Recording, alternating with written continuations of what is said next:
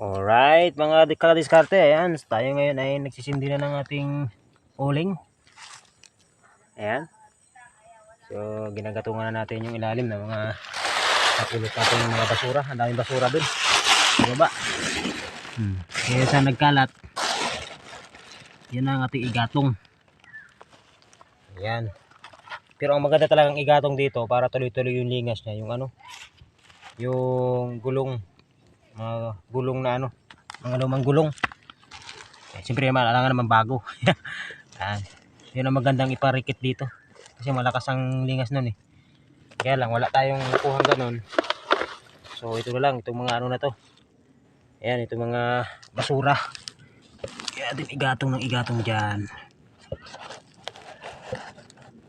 Yan, so ganyan ang diskarte nyan hanggang sa magbaga yung mga kahoy sa ilalim, madikitan ng apoy bago natin ito isasarado pa kasi ito guys diskarte, isasarado pa yan pag nagkaroon na ng apoy. So yun, abang-abang lang, papakita ko sa inyo kung gano'n nakalakas yung usok. Ayan mga kadiskarte, yan ang sinasabi ko, habang ginagatungan dito, ayun, nasa dulo yung usok nya dito sa ginawa nating pinakantambutso.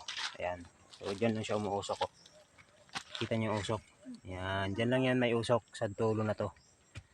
Ayan. Pero sa gilid nyan, hindi yan usok kasi tinabunan natin para makontrol natin yung apoy. Ayan, ganyan ang diskarte nyan para hindi tayo magahol sa pagbabantay. Kasi pag hindi natin tinabunan yung gilid nyan, singaw lahat, mayat may aguho nyan. Siyempre naghahanap ng lusutan yung apoy kaya kailangan diskarte lang ang kailangan nyan. Alright, so ayan na guys, ayan, sinarado ko na pero hindi ko muna nilagyan ng lupa kasi obserbahan ko pa yung apoy. So nilagyan ko muna ng katawan ng saging bago tatabunan niya ng lupa mamaya maya. At ipapakita ko sa inyo yung usok, nandun lang talaga sa dulo, doon sa ginawa kong pasingawan. Ayan, walang usok yan dito sa gilid, walang usok yan dyan, pati dito wala kang mapapansing usok dyan. So andun lang talaga yung usok sa dulo. Yan, so yan yung tinatawag na alalay lang na pagka-apoy, hindi kalat yung usok. Pati dito sa unahan walang usok, pero mamaya magkakausok yan dito kasi dito tayo nagsimulang magsindi. Dito mauuling yan yan. Pero dun sa dulo, ayun yung malakas na usok. So maya maya sasarado ko na to.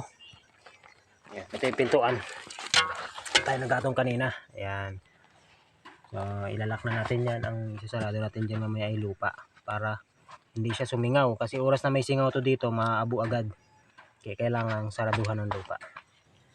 So yun guys, yan, yun ang update sa aking ulingan na 2 araw lang, sindi agad kinabukasan, ayos, lakas na ng usok pag ganyan ibig sabihin buwilo na yung apoy nyan. Hindi na yun mamamatay, dire-diretso na yan. So tabunan na natin to, napakaganda. Inilalayan ko lang kasi pag hindi mo inilalayan, malakas na malakas ang apoy, baka hindi mauling yung medyo malaki. Alam mo naman, kay Mito matigas yan, mahirap pasukin ng apoy, kaya pag binigla mo yung apoy maaring may tendency hindi siya maluto. Pero ito, ganitong salang, ganitong apoy lang, mabagal, alalay, ay napakaganda niyan, lulutuin niya talaga yan. Alright, so ito yung update sa aking ulingan guys. Abang-abang kayo hanggang sa mango. So yun guys, medyo lumalakas na yung usok, so ibig sabihin yan tuloy-tuloy ng apoy, hindi na siya mamamatay. Kaya ito, sasaraduhan ko na. Ayan, so yung apoy. Ayan, saraduhan natin to ng lupa para hindi na sumingaw dito sa harapan. Yan, para iwas abo. Pag hindi sinaraduhan yan, maabo.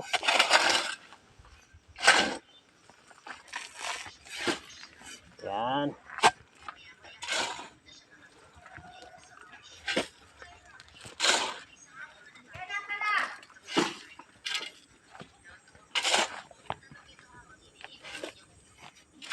Ayun. Ano lang kasimple. So, ganun ang mga diskarte kasi mga diskarte. Oh, wala na. Wala nang singaw dito. Oh. Kaya ando na sa dulo yung usok. So, yan ang ano, abangan nyo sa paghango guys kung ilan sako to. Alright. Salamat sa inyong panonood and God bless ating lahat. Ayan, good morning mga kadiskarte. So ayan, umaga na. Ang oras natin ay alas 5 na. Ay nako. Sarap pagtuyan dito guys. So dito lang ako kagabi guys hanggang mag-umaga. Dipid-dip lang kasi nagbabantay tayo ng uling. So ayun yung uling guys oh. Yan, so nakikita nyo yung ano, usok ng uling. Napakaalalay lang ng usok niyan, di ba? So, lapitan natin. Saka ano guys, bumaba na yung kamada. Bumaba na yung lupa. Ayan oh. Pansin nyo, dito lang talaga ang ano niya, usok sa dulo. Oh. Ayan, bumaba na dito guys oh. Bumaba na dito. Kasi dito itong ano ko na to, harang, may isa pa yan. Tinanggal ko, ayun guys, oh, yung isa oh. Ayun. So tinanggal ko na. Kaya ang laki na ng ibinaba niya. So ibig sabihin, yung dito sa unahan, itong unahan na to ay medyo ano na to. Luto na yan. So dito na lang, padulo na lang. Ayan. So napakalalay lang ng usok na guys oh. Ayan mga diskarte. May usok man doon pero hindi ganun kalakas. Siyempre yung singaw na kasi yung apoy niyan ay nasa ibabaw na. Ibig sabihin kaya umuusok na yung ibabaw. Pero dito talaga ang pinakamaraming usok sa kanyang hulihan. Sa ginawa kong tambutso. Yan mga diskarte. So abang-abang kayo mga diskarte kung ilang sako tapos na sako. So ang tansya ko dito ay 20. So subukan natin kung magaling tayo magtansya. Ayos.